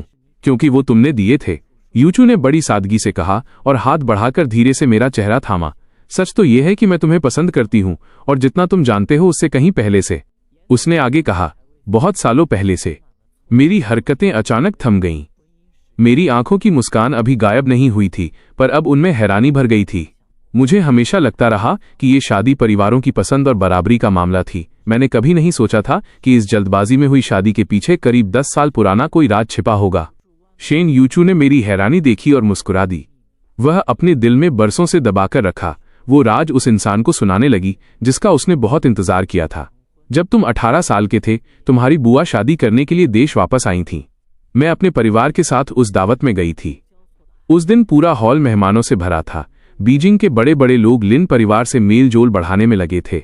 सिर्फ तुम थे जो एक कोने में चुपचाप बैठे अपनी बुआ का वो वाद्य यंत्र इंस्ट्रूमेंट ठीक कर रहे थे जिसे उन्हें स्टेज पर बजाना था। तुम्हारी उंगलियां जब तारों पर थीं और तुम्हारी नजरें झुकी हुई थीं, तब खिड़की से आती धूप भी जैसे तुम पर ही ठहर गई थी। उस वक्त मैंने सोचा था कि कोई इंसान इतना सादगी भरा और अपनी धुन का पक्का कैसे हो सकता है जिसकी आंखों में इतनी शांति और मासूमियत हो। उस दिन के बाद से मैं हमेशा तुम्हें दूर से देखती रही। मुझे पता था कि तुमने बीजिंग की ऐशो आराम वाली जिंदगी छोड़कर युंडा यूनिवर्सिटी में पढ़ने का फैसला किया। मुझे पता था कि तुमने कॉलेज के फंक्शन में परफॉर्म किया और सब तुम्हें कितना पसंद करने लगे। मुझे ये भी पता था कि तुम एक बहुत लंबे रिश्ते में हो और तुमने अपनी सारी कोमलता और सब्र किसी और पर न्योछावर कर दिया है। उसकी आवाज शांत थी, पर उसमें एक हल्का सा दर्द छिपा था। मैं सिर्फ तुम्हें दूर से देख सकती थी, पास आने की न तो हिम्मत थी और न ही कोई हक। मैं बस सोशल मीडिया पर तुम्हारी पसंद नोट कर लेती और दूसरों से तुम्हारे बारे में जो कुछ सुनने को मिलता उसे दिल में संजो लेती। तुम्हें किसी और को 7 साल तक प्यार करते देखा और उन 7 सालों में मैंने तुम्हारा इंतजार किया। इसीलिए जब तुम्हारी मम्मी मेरे पास शादी का प्रस्ताव लेकर आई तो मैंने 1 सेकंड भी नहीं सोचा। मैं कभी लिन ग्रुप के वारिस से शादी नहीं करना चाहती थी, न ही मुझे किसी बिजनेस पार्टनर की तलाश थी। शुरू से आखिर तक मेरा मकसद सिर्फ तुम थे, लिन चुआन। उसने अपनी नजरें उठाईं और मेरी कांपती हुई नजरों से मिला दी। उसकी आंखों में इतनी मोहब्बत थी कि जैसे छलक जाएगी। मैंने 10 साल इंतजार किया ताकि मुझे एक बार हक से तुम्हारे पास खड़े होने और तुम्हारा ख्याल रखने का मौका मिल सके। मेरी धड़कनें बेकाबू हो गईं और आंखों में नमी छा गई। 7 साल के उस पिछले रिश्ते में मैं हमेशा देने वाला और इग्नोर किया जाने वाला इंसान था। मुझे लगता था कि मेरी वफादारी की किस्मत में सिर्फ धोखा लिखा है, पर मैंने कभी नहीं सोचा था कि कोई ऐसा भी है जिसने मुझे बिना बताए मेरी हर छोटी बात को दिल में जगह दी और 10 साल तक मुझसे खामोश मोहब्बत की। आज मुझे उन सब इत्तफाकों का जवाब मिल गया था। उसे पता था कि मैं सी फूड नहीं खाता। उसे पता था कि देर रात काम करते वक्त मुझे शहद वाला गर्म पानी चाहिए। उसे पता था कि मेरे शांत स्वभाव के पीछे एक जिद्दी और संवेदनशील इंसान छिपा है। ये कोई कुदरती बात नहीं थी। उसने सालों तक मेरे बारे में एक एक बात याद की थी। मैंने धीरे से उसे अपनी बाहों में भर लिया, जैसे डर हो कि कहीं ये कोई सपना न हो। मैंने अपना सिर उसके बालों पर टिकाया और रुंधे हुए गले से कहा, यूचू, मुझे माफ कर देना, मैं आने में बहुत देर कर दी। मैंने एक गलत इंसान के लिए 7 साल बर्बाद कर दिए और उस लड़की का 10 साल का इंतजार नहीं देख पाया। शुक्र है कि मैं सही वक्त पर मुड़ गया और शुक्र है कि वो अब भी मेरा इंतजार कर रही थी। देर नहीं हुई। यूचू ने मुझे कसकर पकड़ लिया और अपना चेहरा मेरे सीने पर टिका दिया। मेरी धड़कनों को सुनते हुए उसने मुस्कुराकर कहा, जब तक आखिर में तुम मिल रहे हो तब तक कोई भी इंतजार लंबा नहीं है।